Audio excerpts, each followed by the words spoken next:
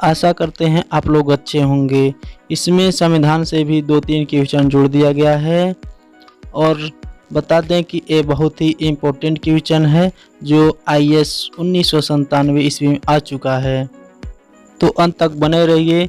तो चलते हैं क्वेश्चन की तरफ, जो पूछ रहा है कि भीमराव अंबेडकर और महात्मा गांधी के मध्य सन 1932 ईस्वी में हस्ताक्षरित पूना समझौते में प्रावधान था, वो क्या था? आपका ऑप्शन ए भारत के लिए डोमिनियन स्थिति बनाए जाने का, ऑप्शन बी मुसलमानों के लिए पृथक निर्वाचन क्षेत्र का, ऑप्शन सी निम्न वर्गों के लिए पृथक निर्वाचन क्षेत्र का, या ऑप्शन डी निम्न वर्गों के लिए आरक्षण सहित संयुक्त निर्वाचन क्षेत्र का। जी दोस्तों, आप लोगों का सही जवाब होगा ऑप्शन डी निम्न वर्गों के लिए आरक्षण सहित संयुक्त निर्वाचन क्षेत्र का। अगला क्वेश्चन पूछ रहा है कि सन 1922 ईस्वी में निम्नलिखित में से किसके द्वारा उद्गार व्यक्त किया गया कि भारतीय संविधान भारतीयों की इच्छा अनुसार होगा? आपका ऑप्शन ए महात्मा गांधी जी ने, ऑप्शन बी मोतीलाल नेहरू जी ने, ऑप्शन सी गोपाल कृष्ण गोखले, या ऑप्शन डी बाल गंगाधर तिलक। जी, आप लोगों का सही जवाब होगा ऑप्शन ए महात्मा गांधी। सन 1922 ईस्वी में राष्ट्रपिता महात्मा गांधी जी ने अपनी बात खुलकर कही थी कि भारतीय संविधान भारतीयों की इच्छा अनुसार होगा। दोस्तों, अगला क्वेश्चन पूछ रहा है कि मुद्रा स्वयं का निर्माण करती है, यह परिभाषा किसने प्रस्तुत की? आपका ऑप्शन है मार्शल ने, या ऑप्शन बी क्राउथर ने, या ऑप्शन सी क्राउमर ने, या आपका ऑप्शन डी है हैंसन ने।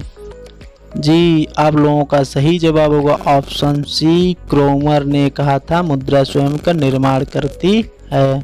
दोस्तों, आप लोगों को कुछ और बता दें कि मुद्रा पैसे या धन के उस रूप को कहते हैं जिससे दैनिक जीवन में क्रय विक्रय होती है। इसमें सिक्के और कागज के नोट दोनों आते हैं। आमतौर से किसी देश में प्रयोग की जाने वाली मुद्रा उस देश की सरकारी व्यवस्था द्वारा बनाई जाती है। मसलन भारत में रुपया व पैसा मुद्रा है, यानी वही पैसा है सब कुछ। क्राउथर के अनुसार मुद्रा वह चीज़ है जो विनिमय के माध्यम के रूप में सामान्यतः स्वीकार की जाती है और साथ में मुद्रा के माप तथा मुद्रा के संग्रह का भी कार्य करें। किसके अनुसार कहा गया है? और क्राउथर के अनुसार मुद्रा वह चीज़ है जो खरीदने और बेचने के रूप में प्रयोग की जाती है। दोस्तों, अगला प्रश्न कह रहा है कि ऐसी विदेशी मुद्रा जिसमें शीघ्र पलायन कर जाने की प्रवृत्ति हो वह कहलाती है, यानी दूर चली जाती है। आपका ऑप्शन है दुर्लभ मुद्रा, बी सुलभ मुद्रा, सी स्वर्ण मुद्रा, डी गर्म मुद्रा। जी, आप लोगों का सही जवाब है ऑप्शन डी गर्म मुद्रा। तो आप लोगों को बता दें कि जिस मुद्रा का बाह्य मूल्य तेजी से गिर रहा हो उसे गर्म मुद्रा कहते हैं। गर्म मुद्रा वह विदेशी मुद्रा है जिसमें शीघ्र पलायन की प्रवृत्ति पाई जाती है। यह साधारणतया अधिक लाभ पाने वाले स्थान पर स्थानांतरित हो जाती है। दोस्तों, अगला क्वेश्चन 5वां नंबर बोल रहा है कि वो हवाला क्या है? आपका ऑप्शन है विदेशी मुद्रा या विनिमय का अवैध कारोबार, ऑप्शन बी करवंचन, सी बोल रहा है शेयर बाजार में प्रभुतियों का अवैध लेन देन, या ऑप्शन डी किसी विषय का पूर्ण विवरण। सही जवाब आपका ऑप्शन है ए विदेशी मुद्रा विनिमय का अवैध कारोबार, ऑप्शन ए। आप लोगों को जानने की बात यह है कि हवाला धन हस्तांतरण की एक अवैध एवं अनौपचारिक प्रणाली है। हवाला व्यापार का मतलब किसी एक इंसान या कोई भी ऐसा इंसान जिसे हवाले के जरिए उसे पैसा देना है और उस व्यक्ति द्वारा उन पैसों का हस्तांतरण करना है। इस प्रक्रिया में अवैध रूप से एक दूसरे देश में विदेशी मुद्रा का विनिमय किया जाता है। हवाला विदेशी मुद्रा का एक स्थान से दूसरे स्थान पर गैर कानूनी तरीके से हस्तांतरण या यह दलालों द्वारा किया गया कारोबार या व्यापार कहलाता है। इस कारोबार में संबंधित व्यक्ति से रुपया लेने का अर्थ है अवैध रूप से प्राप्त रकम अवैध तरीके से लेना। कुछ व्यापारी या बिजनेस टाइकून हवाले के जरिए ही काले धन को गैर कानूनी तरीके से सफ़ेद करते हैं। दोस्तों, क्वेश्चन नंबर 6वां बोल रहा है कि हार्ड करेंसी से क्या तात्पर्य है? आपका ऑप्शन है वह मुद्रा जिसकी आपूर्ति मांग के अपेक्षा कम हो, ऑप्शन बी वह मुद्रा जिसकी आपूर्ति मांग के अपेक्षा अधिक हो, या ऑप्शन सी वह मुद्रा जिसकी आपूर्ति तथा मांग दोनों स्थिर हो, या ऑप्शन डी उपरोक्त में से कोई नहीं। जी दोस्तों, आप लोगों का सही जवाब है वह मुद्रा जिसकी आपूर्ति मांग की अपेक्षा कम हो। आप लोग बता दें कि जब किसी देश की मुद्रा की मांग उसकी आपूर्ति से अधिक होती है तथा उस देश की मुद्रा विदेशी विनिमय बाजार में कठिनाई से उपलब्ध हो पाती है, ऐसे देश की मुद्रा को हार्ड करेंसी कहते हैं। दोस्तों अगला क्वेश्चन पूछ रहा है कि सॉफ्ट करेंसी से क्या तात्पर्य है। आपका ऑप्शन वह मुद्रा जिसकी आपूर्ति मांग की अपेक्षा कम हो, ऑप्शन बी वह मुद्रा जिसकी आपूर्ति मांग की अपेक्षा अधिक हो, वह मुद्रा जिसकी आपूर्ति तथा मांग दोनों स्थिर हो, आपका ऑप्शन डी उपरोक्त में से कोई नहीं।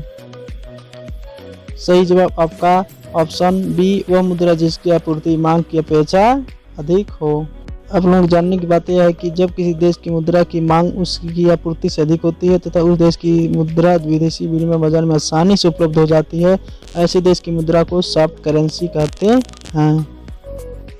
8वां नंबर क्वेश्चन बोल रहा है कि सस्ती मुद्रा से अभिप्राय है। आपका ऑप्शन है देश की मुद्रा का अंतर्राष्ट्रीय बाजार में आसानी से उपलब्ध होना, या ऑप्शन बी देश में उद्योगों, व्यवसायों और उपभोक्ताओं को कम ब्याज दरों पर पूर्व होना, या सी देश में उद्योगों, व्यवसायों और उपभोक्ताओं को अधिक ब्याज दर पर उपलब्ध होना, या डी विदेशी मुद्रा का देशी मुद्रा के पूर्व के सापेक्ष में सस्ते में उपलब्ध होना। आपका सही जवाब होगा ऑप्शन ए देश की मुद्रा का अंतर्राष्ट्रीय बाजारों में आसानी से उपलब्ध होना। सस्ती मुद्रा का अभिप्राय है ऑप्शन ए से। आइए समझते हैं सस्ती मुद्रा वो एक्चुअल में होती क्या है। तो आपको बता दें कि मुद्रा का एक महत्वपूर्ण उपयोग उसे उधार देना है। उधार के बदले ब्याज दिया जाता है और जब कम ब्याज पर मुद्रा मिलती है उसे सस्ती मुद्रा कहते हैं। 9 नंबर क्वेश्चन बोल रहा है कि किन देशों की मुद्रा प्राय हार्ड करेंसी होती है। आपका ऑप्शन है विकासशील देशों की, या ऑप्शन बी विकसित देशों की, या ऑप्शन सी अर्ध विकसित देशों की, या ऑप्शन डी अल्प विकसित देशों की। जी आप लोगों का सही जवाब होगा ऑप्शन बी विकसित देशों की हार्ड करेंसी होती है। ये समझते हैं कि हार्ड करेंसी होती क्या है। तो अब लोग को बता दें कि जब किसी देश की मुद्रा की मांग उसकी पूर्ति से अधिक होती है तब उस देश की मुद्रा विदेशी विनिमय बाजार में कठिनाई से उपलब्ध हो पाती है। ऐसे देश की मुद्रा को हार्ड करेंसी कहते हैं। हार्ड मुद्रा विकसित देशों में अधिक पाई जाती है। आप लोग पिछले क्वेश्चन में जान चुके हैं हार्ड करेंसी के बारे में। अगर वीडियो अच्छी लगी हो तो शेयर करना ना भूलें। जी दोस्तों, थैंक यू।